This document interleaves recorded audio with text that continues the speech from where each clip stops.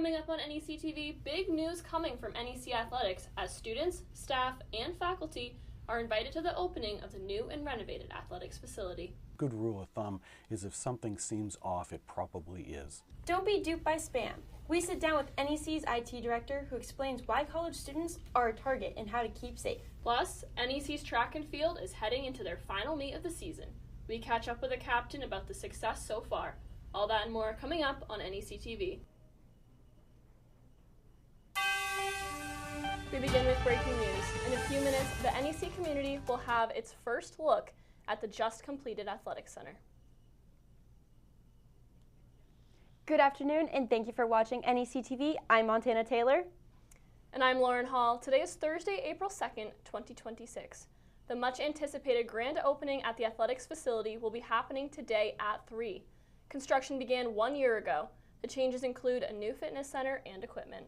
There are also new faculty offices, sports medicine rooms, conference rooms, and a reimagined strength lab.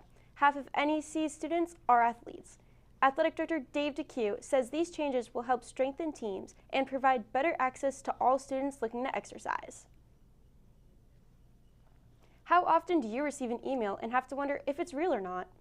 Well, our Sue Sabitsky spoke with IT to find out what you need to know about spam emails. Anyone using a phone or an email address knows that spam calls and emails are inevitable. NEC IT Director John Corbett says college campuses across the country are targeted, and although IT can't control what emails students receive, they do use a filtering system, but it doesn't catch everything.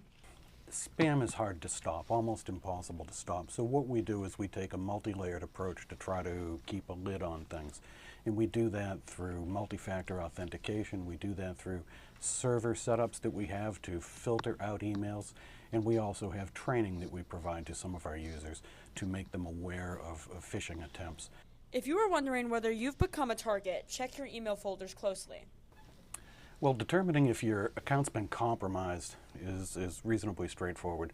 If you go into your sent folder and you see bulk emails that have been sent from your account, then your account has been compromised. And if you don't see emails in there, then that lets you know that somebody is spoofing your email address. So they haven't compromised your account, but they are pretending to be you.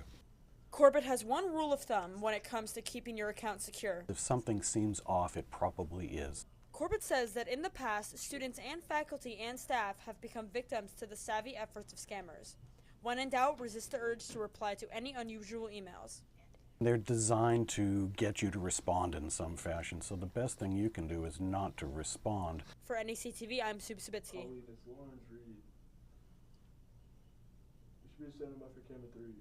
If you've ever taken advantage of the rope swing that launches students into the river behind campus, we have some tough news. As you can see in this photo, the tree is now in the water. The rope swing has been hanging for years and was popular during the warmer months and during events like River Day. It's unclear what caused this tree to fall. As the New England College pre-varsity track and field program season comes to an end, many school and personal records were broken. This is the first time in 10 years New England College had a track and field program. Men's captain Trevor Peel discussed his goals for the rest of the team's season.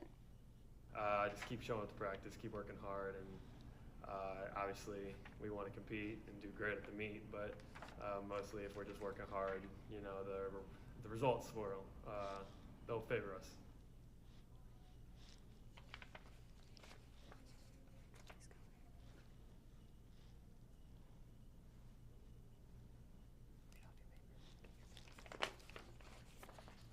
The track and field men's and women's teams will have their final meet April 11th at the Mark A. Ouellette Stadium in Hooksett, New Hampshire. As the calendar turns to April, we are officially in the home stretch of spring sports. Men's lacrosse continues to struggle, sitting at 1-8 as they head into the second half of the season. They take on Dean College at home Saturday. Women's lacrosse is 8-2. They played Colby Sawyer Tuesday night, falling 5-16. They traveled down to West Hartford, Connecticut tonight to face the University of St. Joseph. The softball team is currently 6-12 as they prepare to take on Fitchburg State in a doubleheader tomorrow afternoon. The baseball team played their home opener this week, improving their record to 6-16 after a split with the University of St. Joseph Monday. They will play a doubleheader at home against Dean Saturday. Our Pilgrims of the Week come out of the softball and baseball team. Emma Lopez is Female Pilgrim of the Week. Lopez batted 9 for 16 across the week's 4 games, with 4 doubles and a triple. Lopez also had 4 RBIs and 6 runs scored. Ryan Cody snagged Male Pilgrim of the Week. Cody recorded 3 hits on the week, including 1 double and 1 triple, while also being walked twice. Cody drove in 2 runs, scored 3 times, and had 1 stolen base while never being struck out. That's all for this week's sports recap. With so many home games this weekend, make sure you make your way onto campus to support your Grims. Chances are your bracket is busted, but you can still watch the Final Four in the men's and women's NCAA March Madness games this weekend. A check-in with NEC students and their predictions coming up after the break. Plus, a historic launch as NASA astronauts head towards the moon. We'll bring you the latest on the mission for Artemis 2.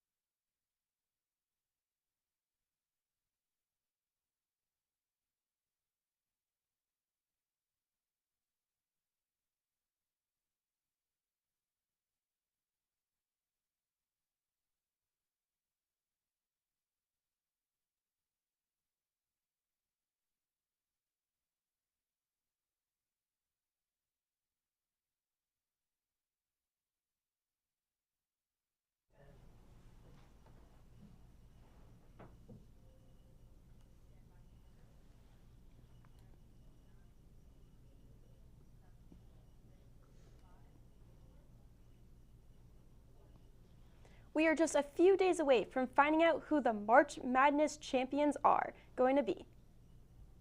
NEC-TV's Jack Lombardo went to get some students' predictions on who they think will be crowned champions. The March Madness Final Four matchups are set for this weekend. The women play tomorrow night. South Carolina and UConn clash for a trip to the national championship, and Texas will face UCLA for a trip to the finals. The 4 teams left in the women's bracket are all 1 seeds.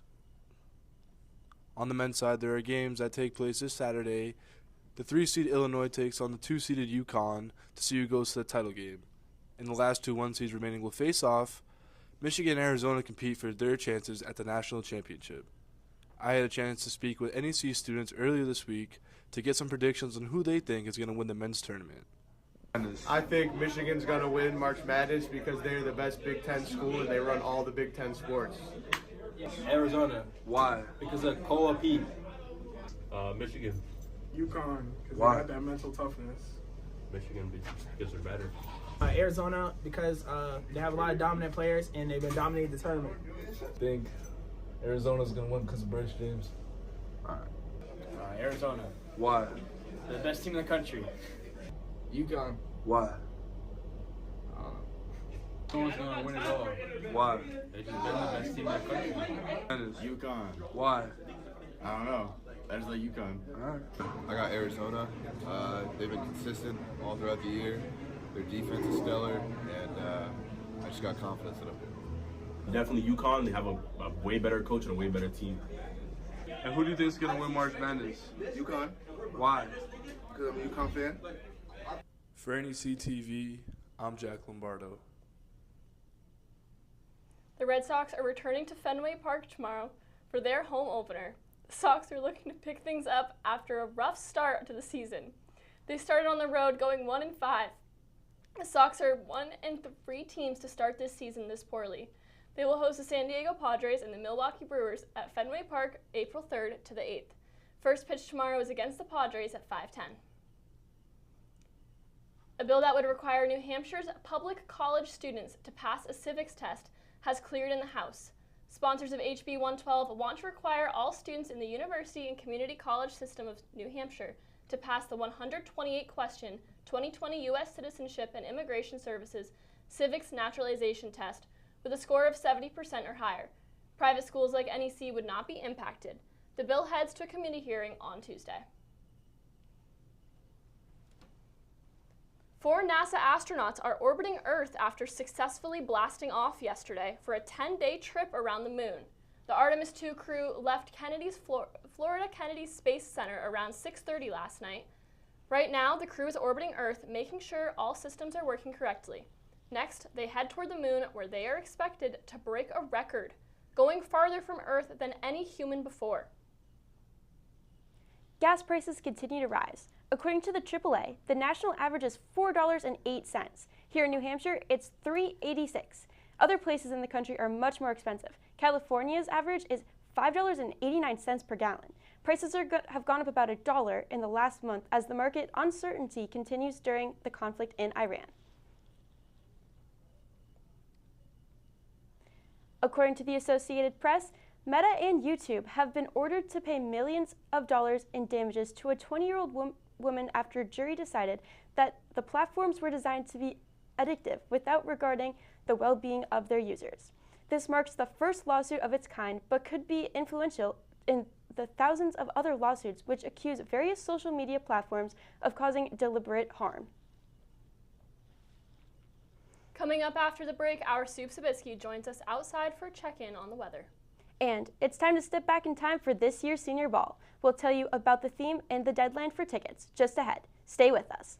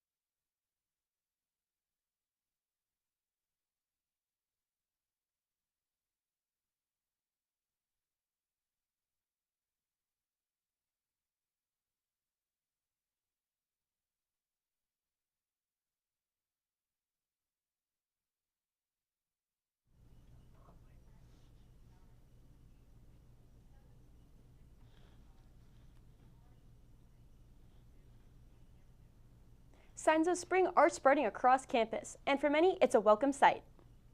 Let's check in with our Soup Sabitsky with the weather report and what we can expect for the weekend.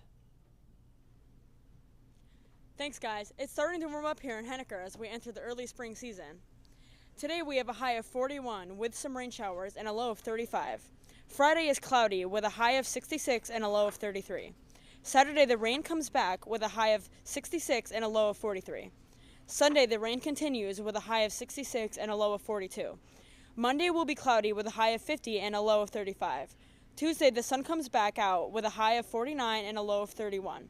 Wednesday, we're back to clouds with a high of 55 and a low of 32. Back to you guys at the desk. Attention seniors, get out your nicest outfit for this year's senior formal. The theme, the Roaring 20s. Tickets for the formal are $25 each. NEC Senior Class Council warns that this is an all-seniors event unless you are bringing a guest. The formal is on April 30th from 7 to 10 p.m. Tickets can only be purchased until April 15th. Seniors can purchase tickets through the QR code sent to their email.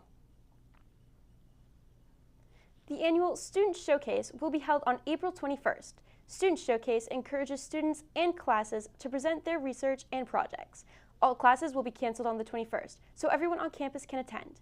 Any students that are registered to present must make a poster and put the file in PDF or PowerPoint format and send them to the Student Showcase at nec.edu by April 10th. NEC is bringing a new style of theater to the Putnam Center in a couple of weeks. The production team decided to do 11 short-style plays, taking about 10 minutes each. The production team is also including 2 musicals for the first time in NEC history. The production opened positions to faculty and students who have never been involved in theater. The shows will take place on April 15th and 16th at 7:30 p.m. and on April 18th at 2 p.m. There are just 30 days until the class of 2026 will walk across the stage at this year's commencement ceremony. An announcement sent to seniors is warning that another local college is holding commencement on the same weekend, and hotel accommodations should be made as soon as possible. Be sure to follow us on Instagram at NEC.TV for the latest NEC news. Thank you for joining us. We'll see you right back here next week for all things NEC from the only Henniker on Earth.